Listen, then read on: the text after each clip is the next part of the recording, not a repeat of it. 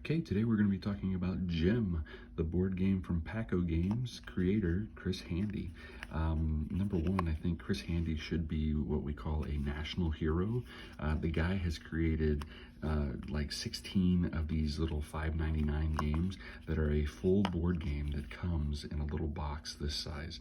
Pretty amazing stuff. If only we had more board games that were coming this cheap and this little of a container that are all really good games. So this one's 2 to 4 players, ages 10 and up, a 15-minute game. So just a great little filler game with some thought that goes into it. I'll just give you some of the basics of the game, but the game starts off with, first off, look at that awesome artwork, but you're going to draft kids to play on your team, just like a dodgeball game. And so you go, okay, I want this kid, and then your opponent takes this one, and then you take this one, and your opponent takes this one, and, right? And then after that happens, you have these coaches cards, and on the other side of the coaches is kind of the board for the second half of the game. So the second half of the game looks like this. It's a board, and your job is on your turn, you're going to play a card.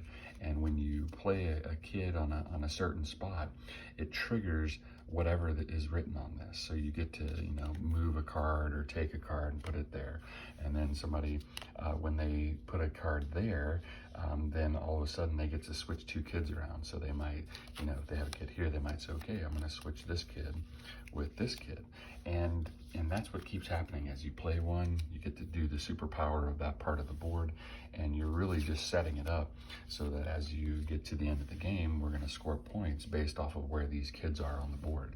And that's the gist of Gem. Really fun game mechanic, amazing artwork for it. I mean, the coolest box ever. I love that locker. Anyway, great little game. You definitely want to go check out Gem and the other Paco games from Chris Handy. Just good stuff here. So thanks for listening.